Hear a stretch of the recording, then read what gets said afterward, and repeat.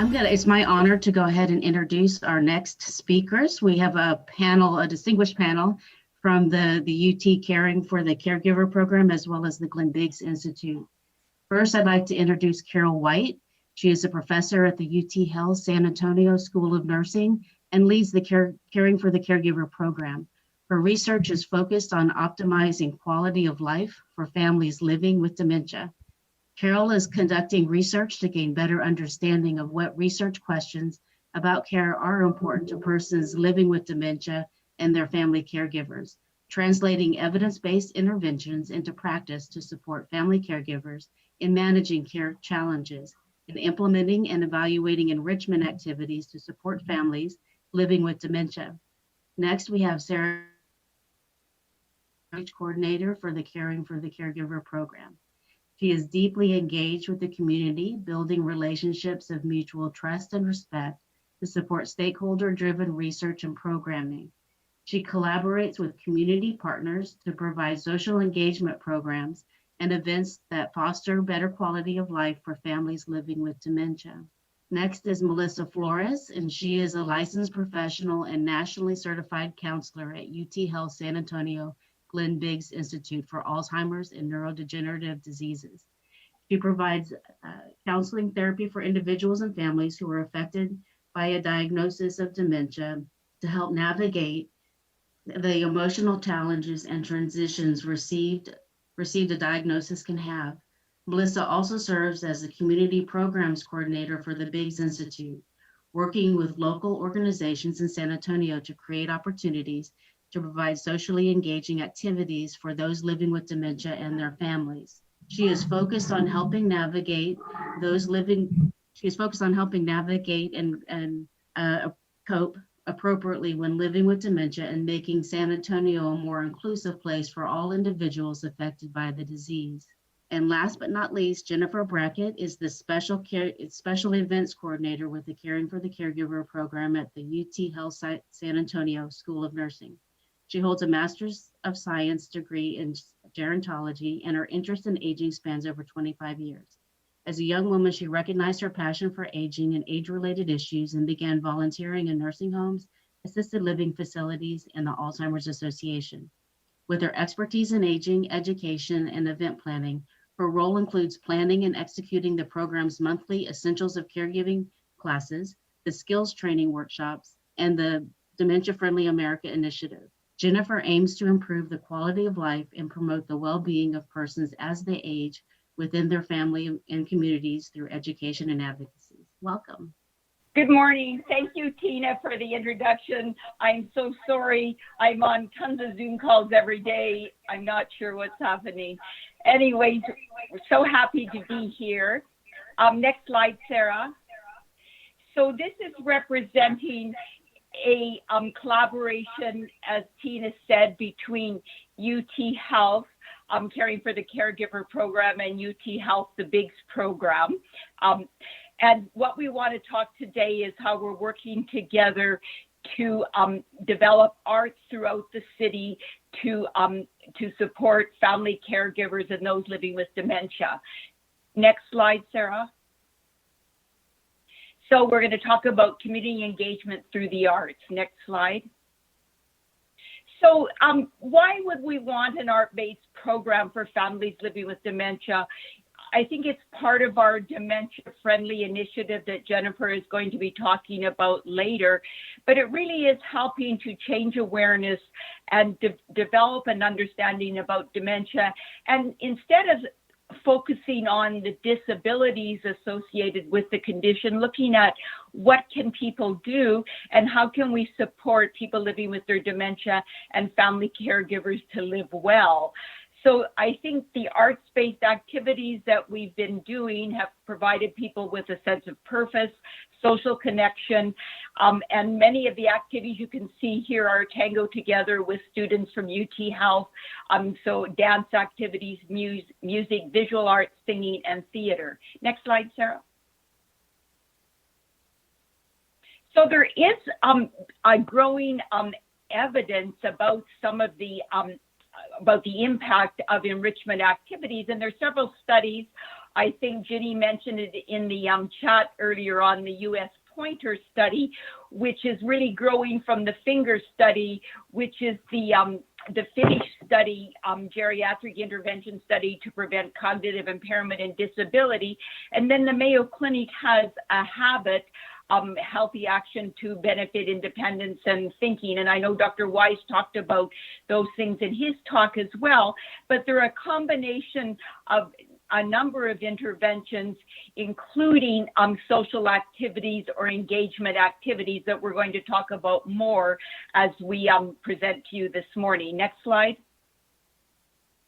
And there is some research really, as we said, where there's the multi-dimension, but also a systematic review that's really looking at arts and health interventions on cognition, and shows that arts-based activities have a positive impact on cognitive processes, in particular on attention, stimulation of memories, and we'll come to that a little bit more, enhanced communication and engagement with creative activities. And one of the really important things is the context of delivery, an environment where people feel like we're focusing not only as people living with dementia, but family caregivers on what they can do and their strengths. Next slide. Jennifer. Good morning, everyone. Again, I'm Jennifer Brackett with the Caring for the Caregiver program. I'm Special Events Coordinator, and I also lead the Dementia Friendly initiative here with a wonderful advisory council. So today, my portion of the presentation is going to discuss the importance of dementia-friendly community and how it serves as an umbrella over all programs within a community to help break down stigma associated with dementia. And as Carol mentioned earlier, this is an important aspect of our community so that we can look at dementia through this lens.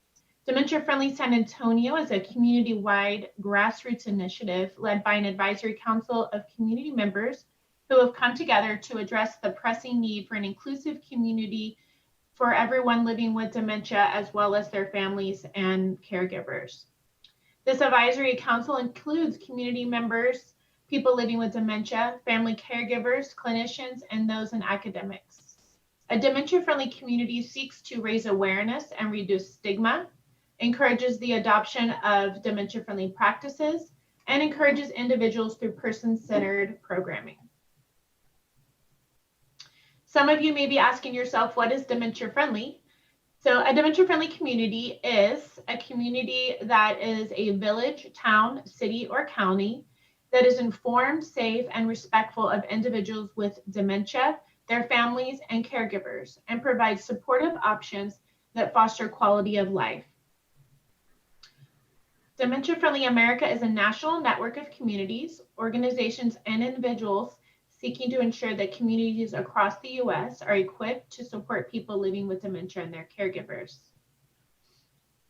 These communities foster the ability of people living with dementia to remain in their community and engage and thrive in day-to-day living.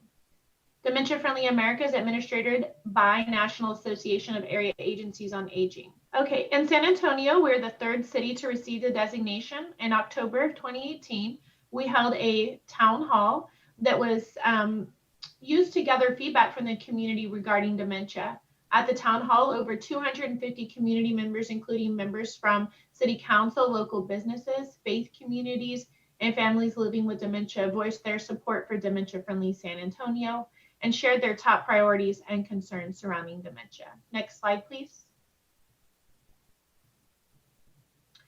We are made of a community-wide effort here in San Antonio. We have amazing community organizations, many of which are here today to support this summit. This community support builds a community that is dementia friendly. Some of our partners include UT Health San Antonio, University Health System, the Bexar County Sheriff's Office, WellMed Charitable Foundation, Alzheimer's Association, Alamo Area Agency on Aging, and many more. And as it's been said, I think a couple of times today, it does truly take a village, as we've heard so often already during this summit, and probably as you'll continue to hear for the rest of the day. A dementia-friendly community understands the need for people living with dementia to be understood and supported in their communities. It's imperative to break down the stigma. We've heard this again over and over today as well. And this is for many reasons, including the isolation, combating isolation, and encouraging participation in such things as research, getting out into your community and feeling welcomed, being able to go to the grocery store. And I know now those things are challenging, but going out to your parks and into your museums and those sorts of things, as we'll discuss later on, are extremely important to breaking down stigma and reducing isolation, and then also encouraging people to gain knowledge and support for those living with dementia. So persons living with dementia and their care partners should feel comfortable to engage in their community as they like. For instance, some people may enjoy music and outdoor activities, while others may enjoy spending time reading or participating in small groups. You can see we have some great pictures of San Antonio here. We also have some pictures of some of our wonderful community members who participate in many of the activities that are offered here throughout San Antonio. But it also brings to light the greatest challenge for any community is how to create a dementia-friendly environment so that people with impairment can more easily navigate their community. People with dementia report the following barriers to their daily life: lack of confidence, worried about becoming confused, mobility difficulties, physical health issues, and fear of being a burden to others. So it's important that we begin as a community to shift our perspective so that we can help combat these issues and barriers that are raised by people living with dementia as well as their caregivers. So you can see these barriers lead to social exclusion, a reluctance to seek help, sometimes a sense of shame and inadequacy, low self-esteem and depression, and an overdependence on their caregiver, which can burn everybody out all around. And again, back to the importance of when we attack and work towards breaking down these barriers, this will help increase things such as research, as we've talked about this morning, feeling active in your community, getting out and exercising. We know how important all of those tips are that we will continue to discuss over the day. Under the Dementia Friendly umbrella at UT Health San Antonio, through the Caring for the Caregiver program and the Biggs Institute, we've partnered to provide education to staff and students through Dementia Friends. That is a one-on-one presentation that we can do with community members, but it's also online. You can go to DFA America and you can find the Dementia Friends program. And this is a great way to educate your family and your friends. We want to increase in community engagement, deliver caregiver education, and provide community support during COVID-19. In early March, we made the difficult decision to discontinue all of our public events, which includes all classes, workshops, social and arts-focused events. We're responding by continuing to offer our previously in-person education events virtually. This is happening across the community, across the world, as well. So these virtual programs are offered for so many people for so many different reasons, and it's important to tap into these as often as you can. For the Caring for the Caregiver, we have gone virtual with our Essentials of Caregiving program. This class lasts approximately 1.5 hours and is offered at no cost to the community, as well as all resources offered by the Caring for the Caregiver. The class provides essential information to caregivers on topics such as understanding a diagnosis of dementia, learning to be a caregiver, legal and financial issues, understanding grief, and communication tips as well. In addition, our response to COVID-19 has provided us the opportunity to offer reassurance calls. These calls are made by trained volunteers and staff, and during these calls, we're able to connect with families to resources. Our calls provide support, reassurance based on the caregiver's needs, which in return helps combat social isolation. It provides opportunity for conversation, assists with technology questions. We've been able to offer personalized research plans and also assist with event registration. And as I come to the end, I'm excited to introduce a new program that we'll be offering. This is, if some of you, I know I've seen a lot of familiar names and faces on this call today, are familiar with our skills training workshop. It is now going to be called the Learning Skills Together program and will be offered virtually. This program is a 2-week course. It's offered in 4 sessions, delivered by a video conference, and caregivers participating in this program We'll learn practical skills for caregiving, and these topics will include home safety, nutrition, communication skills, oral hygiene, and managing care needs, to name just a few. As we talk about research throughout the day, this will be another important opportunity for our program to provide some research insight into how caregivers learn and receive skills and how they apply it to their everyday life. So if you're interested in that, please keep that in mind.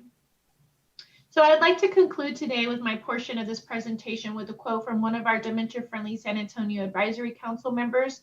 I'm sure you all know her very well. She's a tireless advocate in our community for caregivers and those living with dementia. She says, as a community, we have moved from darkness to light because of Dementia Friendly. Our community now recognizes that dementia impacts everyone. Tackling dementia requires the voices and efforts of everyone. And now I'd like to turn over the presentation to my colleague and community outreach coordinator, Sarah Massoud. Thank you. Thank you, Jennifer. That was wonderful. So I'm going to speed through so we can kind of get back on track with our schedule. I am Sarah Massoud. I coordinate the memory cafes, which some of you might know about, and some of you might be hearing about memory cafes for the first time. So I'll kind of touch on all of that for everybody here.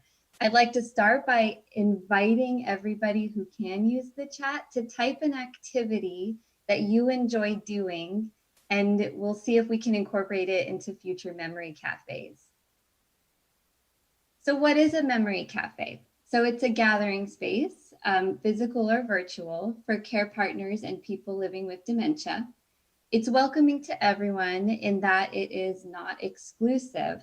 We invite everybody from the community to join our memory cafes because they are inherently a space that welcomes everybody. The staff are typically dementia-friendly trained, or at the very least are experienced in dementia-friendly activities.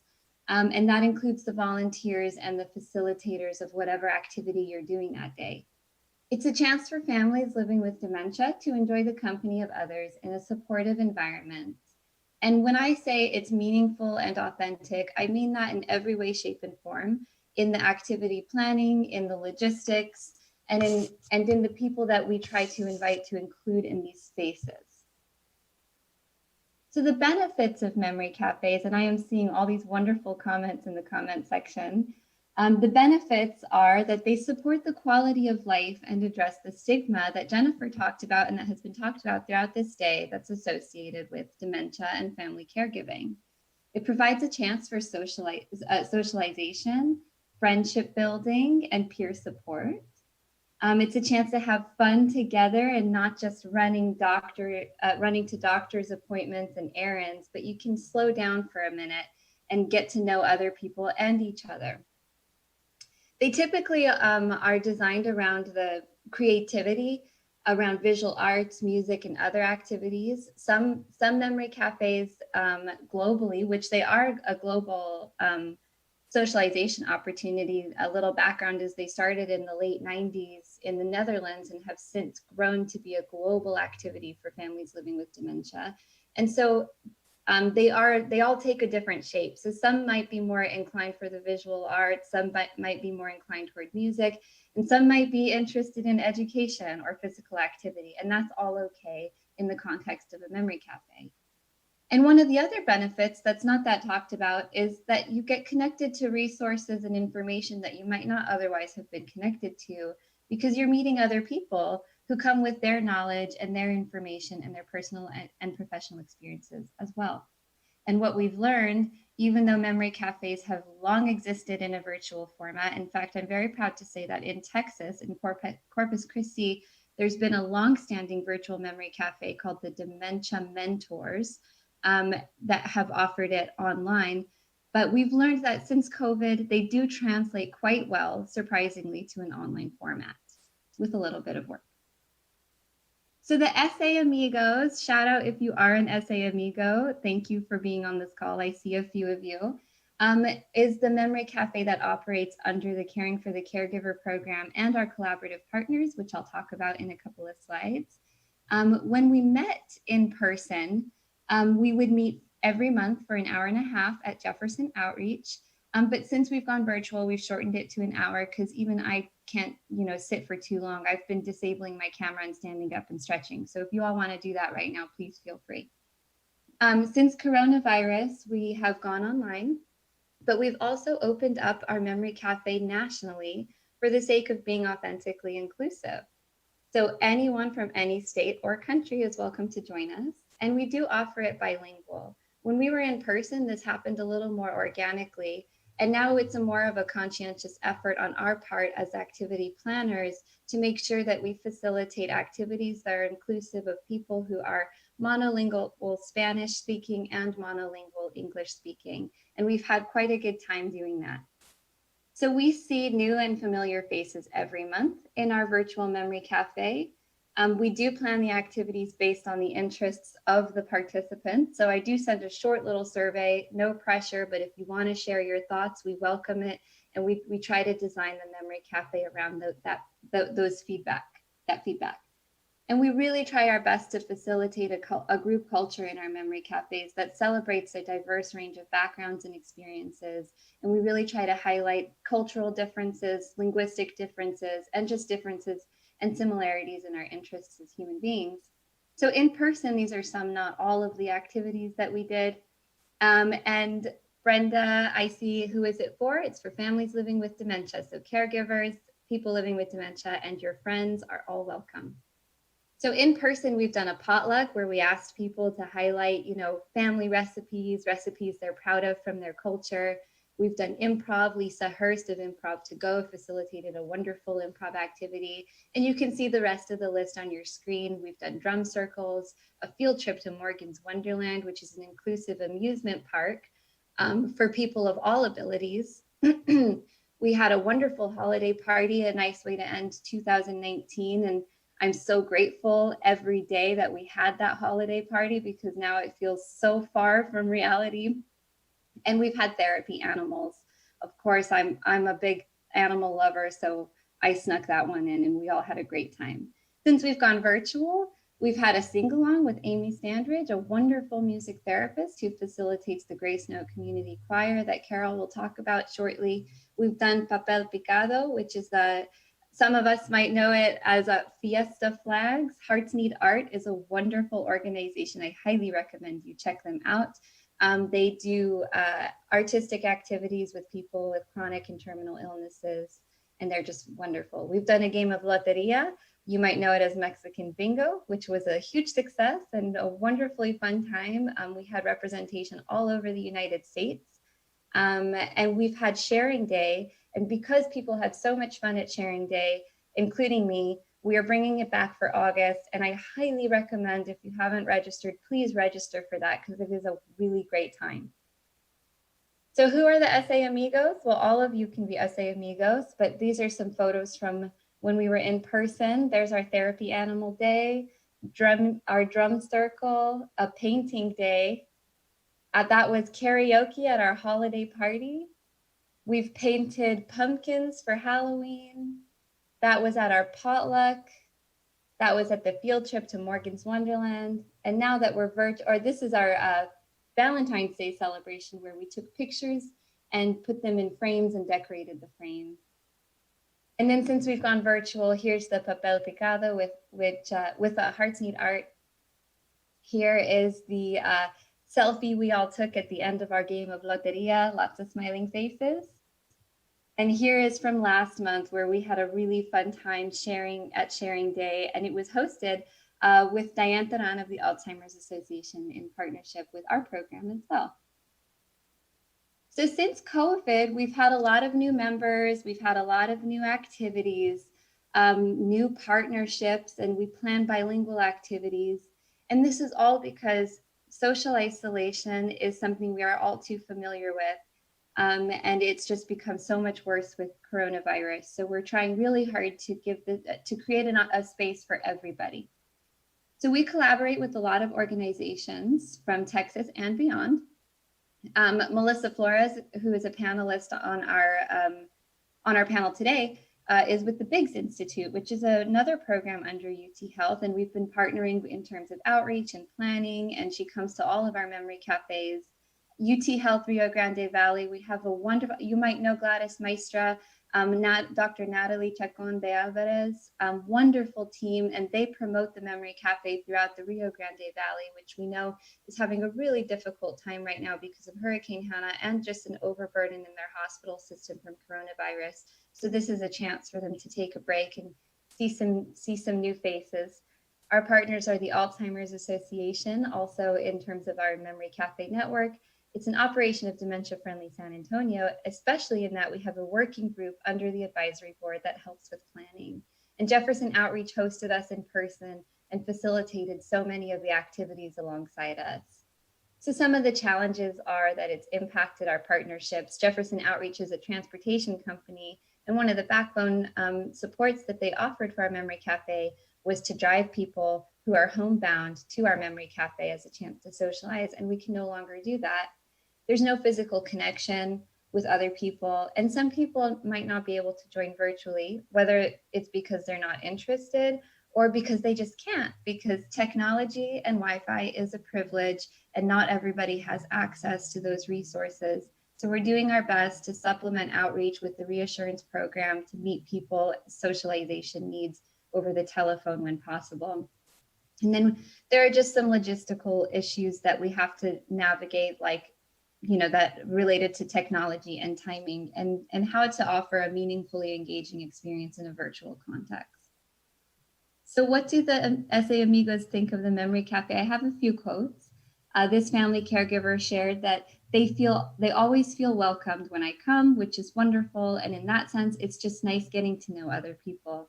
And this person living with dementia said, when I first started going there, I was depressed and was down. But when I go there now, it's like it's different. I feel different, more energized. This family caregiver said, I have it on my calendar, Mom, Dad, Memory Cafe. So they know they're not going to bother me that day. They know that's Mom and Dad's time, which I respect. So here are wonderful Loteria Day winners. If you're in here, congratulations again. The virtual attendees shared some feedback as well. Thanks for providing these get-togethers. It helps alleviate the isolation. After sharing day, this caregiver shared, I now have additional topics I can discuss with my mom. It will help refresh memories and bring her joy. And this caregiver, when asked what her favorite part was, said having the ability to participate in and get ideas from the various conversations. So when we plan our activities, we try to keep in mind that we want the activities to continue for the rest of the month until we meet again. So I'm going to speed through this. I'm sorry, just to keep us on schedule. Melissa has so many good things to talk about. We do have a South Texas Memory Cafe network, and that just means that throughout Texas, Memory Cafe coordinators, we're not the only ones who host Memory Cafes. The Art and Courts and other facilities in San Antonio and throughout Texas host Memory Cafes. So we meet every other month to share ideas to make the experience more meaningful for families who choose to attend Memory Cafes. And we have a goal to increase the number of and a variety of Memory Cafes so that families can find the right fit for them, and maybe not just attend one once a month, but maybe if they want to attend multiple times a month at different Memory Cafes.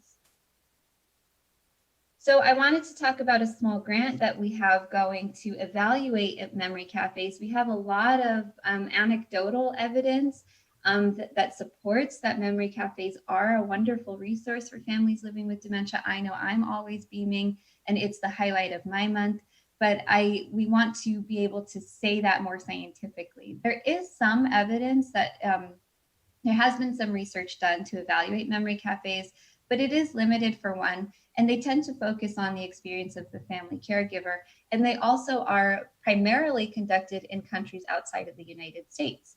So we have a small grant. The project goals are to evaluate the impact of Memory Cafes. It will, within that grant project, will provide training for coordinators and volunteers. It will facilitate the development of a Memory Cafe toolkit to help more people start and sustain their Memory Cafes, and to grow the Texas Memory Cafe network. Because we know that people living with dementia and family caregivers are at risk of social isolation, and this is so much worse under the coronavirus restrictions. So since the main purpose is to promote socialization, we're really trying to be able to say, yes, this is in fact a useful resource, and hopefully that will facilitate in the creation of more memory cafe opportunities. So how can you be involved? You can join us. Anyone on this call and beyond can join a memory cafe. We have our next one on August 17th, which is Monday, 10 to 11 a.m. We partner with the Alzheimer's Association on these, so feel free to ask your connection at the Alzheimer's Association or just to reach out to us at our website, utcaregivers.org/events, and you can register for this and our other events. If you are a coordinator or hopefully wanting to coordinate a memory cafe, please join the Texas Memory Cafe Network. You can reach out to me or contact whoever from the Alzheimer's Association to get my information, which I also have on my slides. If you are just interested in providing more ideas, like you shared in the comment section, you can join our Memory Cafe working group. Right now we're meeting once a month to share ideas, to make sure that we're offering activities that are interesting to the community. And if you just want to support memory cafes financially, we do accept donations. You can contact us to learn how to donate, to pay for facilitators or activities or whatever outreach needs that we have related to the memory cafe. You can contact us or visit our website, and there's a give button, and you can follow the instructions there. So the next two slides are just flyers for our memory cafe on August 17th. I just want you to have a visual, so when you see it being circulated around, you'll recognize this is the memory cafe, and you are more than welcome to join us. So please do. And with that, thank you. There's my email. You can take a picture. I'll also drop it in the comments. You can reach out to me directly, and I will pass this to Melissa. Thank you, everybody. Thank you, Sarah. That was great. And I'm really excited. I think I see a lot of interest in the comment section there. I think just to continue off of Sarah's conversation, talking about programming across different areas, of general wellness and arts and creative opportunities, but really talking about, the memory cafes as being a social aspect of programming. That's so important. We're going to talk about some of the other aspects that we're covering as well in our different programs. So next slide, please, Sarah. Great. So, as we know, emotional support throughout caregiving is just so important to general wellness as well. I myself am a licensed professional counselor, and I work closely with families for individual and family therapy, but I also know just the need for peer and group support as well. And so being able to provide different types of emotional support throughout caregiving is really important. One area that we're really focused on doing that is something that Jennifer talked earlier about in the essentials of caregiving, but a specific talk that we're planning is the idea of how grief and loss can affect anyone throughout the journey of caregiving. So caregivers often find themselves in transition periods related to Alzheimer's and dementia care, meaning, changes or declines, movement to a facility, or even, loss. And so being able to talk about these things is really important, because these are not typically things that are discussed with other resources that are provided to caregivers.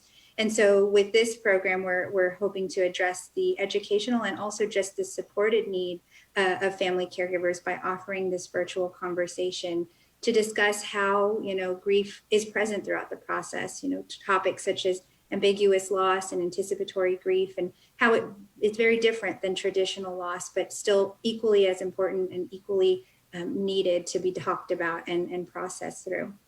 So that's one area of emotional support. And so another area of emotional, but also social wellness is the idea of support groups. And so our support groups are led by trained professional staff, myself and a social worker we have on staff as well, to really facilitate healthy and beneficial conversations among caregivers, as well as in certain groups, those living with a diagnosis as well. So as we all know, support groups are so important for a number of reasons, by offering, the space and ability to just brainstorm and find support and connection in others. But it really has a lot of benefits in reducing anxiety, stress, depression, increasing feelings of support, reducing risk of caregiver burnout, as well as just connecting caregivers with different resources. So, our support groups are really meant to supplement the really great network of support groups that I know the Alzheimer's Association is so involved in, as well as other organizations. by identifying less attended areas of dementia care. So with our support groups, we really focus on, some of the areas that are not as common. We have a group really focused on for those caring for a parent with dementia, which takes on a whole other set of responsibilities and ideas that it might be nice to have a group of people who you can connect with that are in a similar situation of caring for a parent, as well as some of the lesser common and known about dementia processes. So primary progressive aphasia, as well as Lewy body dementia, are support groups that we are interested in developing and have developed, as well as, like we talked about earlier, that area of grief and loss and having that space to really talk about those processes with people who are experiencing them throughout the journey of caregiving. And we have really evolved this because we obviously, as we've talked about so much with COVID, needed to evolve so that we could still continue to provide this social connection, as it even has increased the need for more social connection throughout this COVID time. And so we have now moved them to virtual meetings, which has worked really, really well. And we're excited to have utilized this platform so that when we are able to resume in-person meetings, we might have sort of these hybrid approaches, but really just providing access to anybody who needs it and wants it. And, the last component of general wellness is this idea of physical activity. And so we heard earlier, I think Dr. Weiss talking about just getting up and moving. And so we know the impact of physical activity can increase cognitive function, quality of life in those living with dementia, but also caregivers can improve, stress levels, depression, caregiver burnout, as well as just having something to connect with their loved one on. So it was mentioned earlier, the Tango Together program is a program that the Caring for the Caregiver program put on in 2019 to 2020, which was a student-led project, which really focused on providing individuals living with Alzheimer's and related dementias and their caregivers a space to feel just stimulated by great music and great social connection, physical activity, as well as cognitive and emotional stimulation. And it really reduced the stigma associated with the idea that having a certain diagnosis means that you cannot dance or do certain things, and really just encouraging, that continued attempt to try these great activities. And so with that note, we do actually have some physical movement virtual programming that we're excited to put on this fall. But we're still working that out. And so we definitely want you guys to check back with us and be connected with us to hear about that, because even though we're at home, there's still great ways of remaining physical and active. And so we're really excited to put that on later this year. And so the second half of my presentation is really focused on another area of programming, which is on music and visual arts. And this is, I think, an area that we're all very excited about. And we've seen just a great response to, because it is really well received, as well as really beneficial for the caregivers and families that we have seen and worked with. A little bit about the programs that were existing pre-COVID, and then Carol will wrap up and talk a little bit about some things that are happening right now virtually. But I thought it would be really great to start with this quote that I had seen doing some research about the impact and positivity of music and the creative arts programming, how it can influence caregivers and those living with dementia. So the arts can make a contribution to the quality of life of people living with dementia. This impact can be direct by bringing emotional release or pleasure to the person affected. It can also be indirect by giving carers a stronger sense of purpose, resolve, and commitment, or by making the wider community more compassionate and aware. And so this just fits in with our, joint program efforts in the Dementia Friendly Initiative to affect on all levels. So not only the person living with dementia, but the caregivers and family involved, but also the community, and bringing them into the process to be involved and held accountable for creating these great environments. And that's really what we've been able to do with some of our arts programming in the community. So one area of arts programming is that we are planning on partnering with local museums, the San Antonio Museum of Art, to create specially tailored programming, likely to begin next year. We were in the process of planning and getting this all started when COVID hit. So we're really looking forward to being able to implement that in person when we are able to resume those types of activities. But this is based on a successful program that took place in New York at the Museum of Modern Art. And the research indicates that these museum gallery activities, so actually just going around and looking at art and being in this social environment, increases engagement of those living with dementia, as well as improving their relationships with that caregiver. And so having just these opportunities to engage in an activity with your caregiver, with your loved one, having that outing and that purpose really shows a lot of benefits. So with these types of programs, some dementia-friendly modifications that it would include would be dementia-friendly trained docents and staff, so the staff from the museums, especially tailored tours that would appeal to the needs of an individual living with dementia, as well as guided conversation and discussion, all again with keeping in mind what certain limitations might be for somebody living with dementia, to really highlight what the strengths are and what the abilities are that they can still really do and focus on, as well as sensory exploration, like we talked about, which is so important for cognitive stimulation and just really engagement. Another programming that we were really excited about and are again really excited about to resume once things do get somewhat back to normal is dementia-friendly cinema screenings, which were based off of a dementia-friendly cinema in the UK.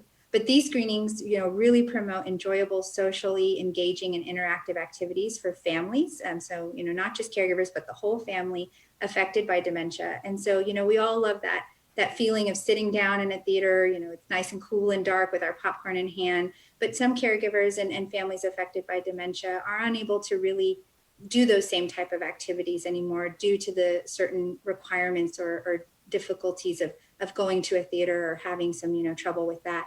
And so we offered a dementia-friendly cinema screening back in early 2020 with the film Singing in the Rain.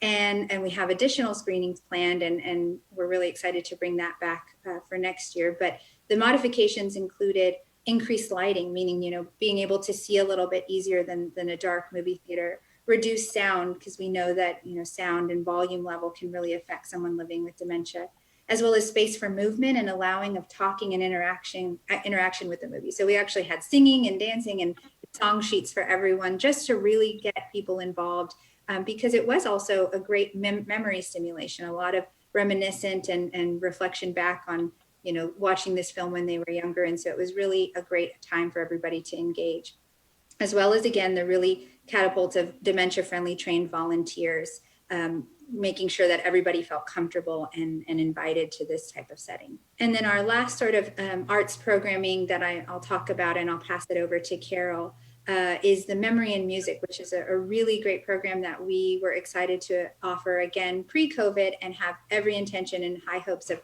bringing this back as soon as possible. But this was an event that invites all individuals living with dementia, their caregivers, again, and families to a special and inclusive musical performance.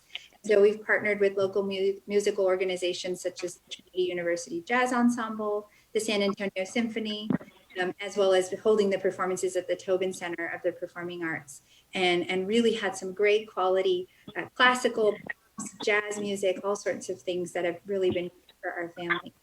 And so these began in 2019, again, with additional performances planned as soon as we're able to resume. But the dementia-friendly modifications included special seating, accessible signage, because we know that it can be difficult to navigate a new space, as well as a social coffee reception. So this was a big part of it as well, of being able to connect with other caregivers and meet other families, while enjoying some nice warm coffee and hearing a great musical performance, as well as, again, the dementia-friendly trained staff and volunteers. So the Tobin Center staff went through training, to really be able to help with the certain needs or requirements of the families that were attending.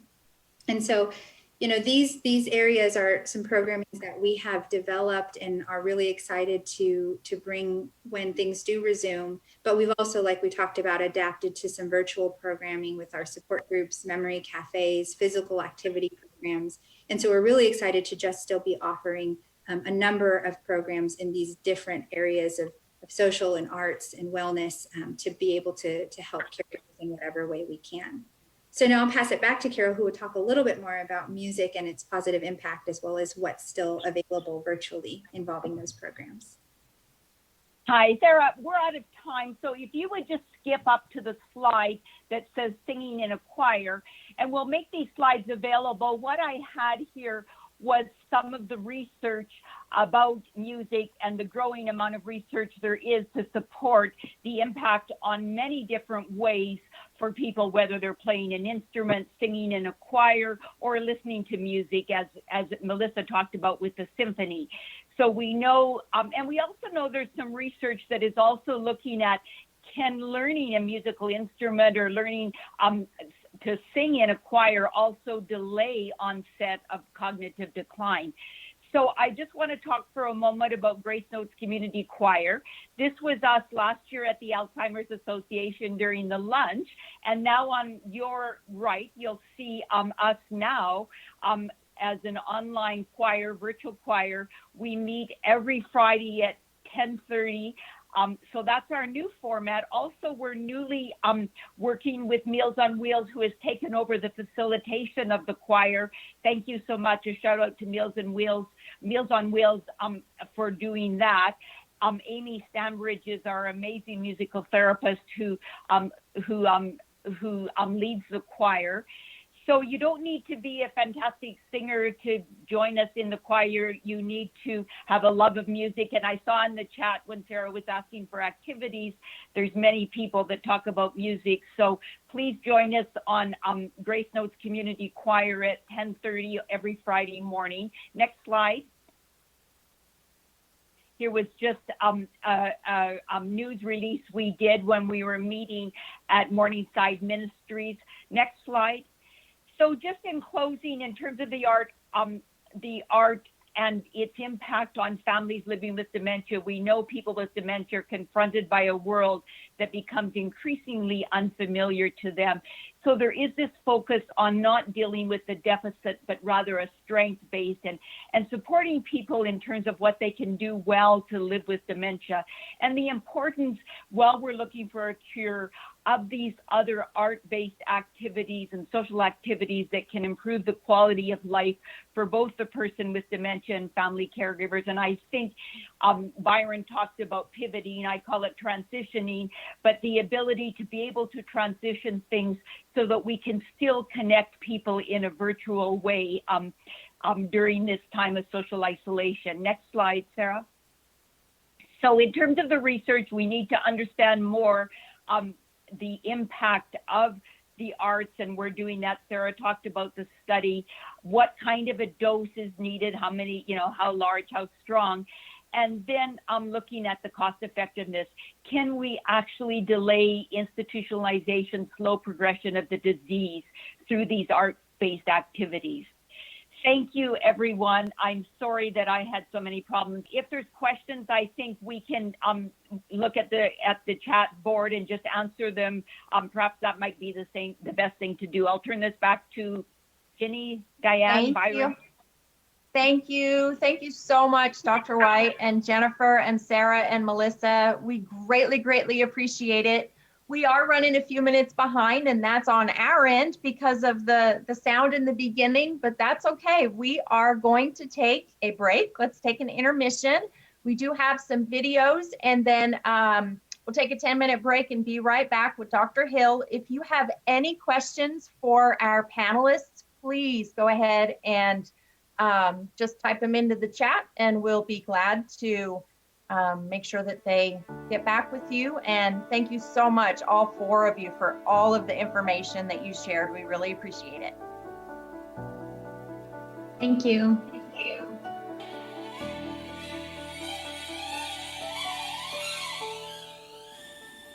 Hello, I'm Bill Zensmeyer. And I'm Janet Zensmeyer, and I have Alzheimer's, but Alzheimer's doesn't have me because I have a savior. Thank you for joining us virtually today. Janet and I have been living with this disease for 3 years. We are honored to be the honorary chairs of the Walk to End Alzheimer's. This year of 2020, we are all living with uncertainty, isolation, many changes, and we have no control of it due to COVID-19. This is the world of Alzheimer's. This is what it feels like. This is what I'm living with, and it's progressing further because of COVID-19. Our world looks different living with this pandemic. However, one thing that has not changed, and that is our commitment to finding a cure for this dreadful disease. As a past sponsor, you demonstrated that you are part of a community that cares, and that community, which starts in your backyard and stretches across the country, has never needed us more. With the dollars we raise, the Alzheimer's Association can provide care and support during these uncertain times while advancing critical research toward the methods of treatment and prevention.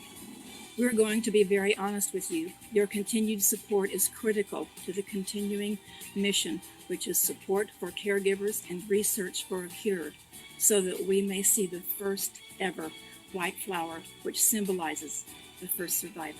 And I pray that is you.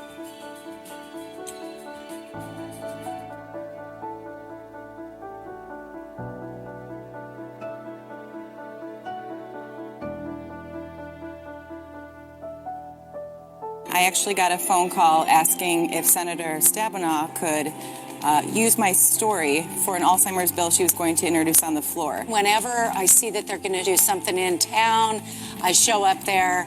I'm right at the front. I ask for a picture. I post it on Facebook or Twitter, and I always thank them for their time and being a champion for Alzheimer's. The most rewarding part is realizing that what I'm doing actually makes a difference. The incremental steps that we take on each congressional visit or on each tweet, when you come together with other people and you get shown to you the actual results of all that work, it just really makes you feel proud. It has to be top of mind for them, both in terms of how we're going to fund a cure and how we're going to take care of those living with the disease and living with people who are living with the disease. I have seen the light bulbs go off, and so I know that these repeat visits are very effective. It's enlightening, and I feel as though we're headed in the right direction in Alaska and on a national level. You need to put a face behind this disease and these thousands of bills they get across their desk. So if you put an actual story to that, that's to me what makes a difference. Our Caregiver SOS program is designed to help families and friends who are caring for an older person. All services are open to the community at no cost. Our Caregiver SOS resource centers are centers where you can talk to specially trained caregiver specialists, either in person or over the telephone. It can be overwhelming to know what direction to turn, so our caregiver specialists are available to help guide people through whatever caregiving issues they may be facing. The Caregiver SOS program provides one-on-one coaching, wellness, information, support, and education to family caregivers so they can better care for their loved ones. Our Caregiver Teleconnection uses the telephone to connect family caregivers with trusted professionals as well as other caregivers. It is safe, confidential, and free. The Caregiver Teleconnection provides one-hour telephone learning sessions on a variety of useful topics of interest to persons caring for an older family member or friend. Our telephone session features doctors, lawyers, social workers, and other experts. All you need is a telephone. A calendar of telephone sessions is available on our website or through our toll-free customer service line. Feeling stressed out from taking care of your loved one? Our stress-busting program is an evidence-based program that is proven to reduce stress, anxiety, and anger, and improve quality of life. We teach a variety of simple stress management techniques to help caregivers cope. Classes are provided in person and are available for caregivers of persons with Alzheimer's disease or other dementia, or for those caring for a loved one with a chronic illness, such as cancer, Parkinson's, arthritis, or diabetes. I'm so thankful to God that I was able to go to be a caregiver that was provided by the SOS Caregiver. God bless. Well, Matt, for helping me out. Knock, knock. Who's there? Little old lady. Little old lady. Oh. That's a good one. Singing in Grace Notes Community Choir is really important, I think, for the families who are involved. They talk to us about social isolation and how it's even more prevalent for them now with COVID-19. So the opportunity, even if it is virtually, to meet with other people is really important for them in terms of engaging with families that are going through the same experience they are. Someone like you, so doing the choir virtually is a little strange. We do it on Zoom and there's a bit of a time lag, so we can't all sing together. So everyone is muted, but we sing with our choir director, Amy Stamridge. And what people say is they still feel like they're singing in a choir, even though it's them at home singing, muted, singing with the choir director. Certainly singing virtually, it is different from singing in a group and being able to turn around and smile at the person next to you. We always do kind of a thumbs up at the end of the song because we're only hearing ourselves, but we still have the joy of seeing people in the camera and seeing the joy on their faces when they're singing and seeing their expressions. I think singing is part of who we are as human beings, whether we're playing music, singing music, or listening to music. And it seems like the memory for music may be a part that's spared in dementia. So people who may not remember that they saw you this morning or what they had for breakfast can remember songs that they learned years and years ago.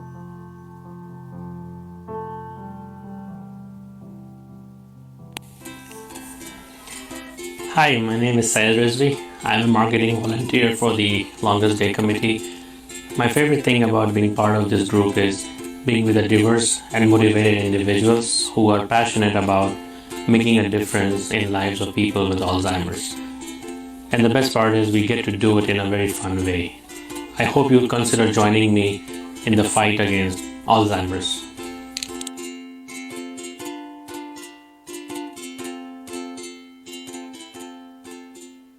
Thank you so much, Greg.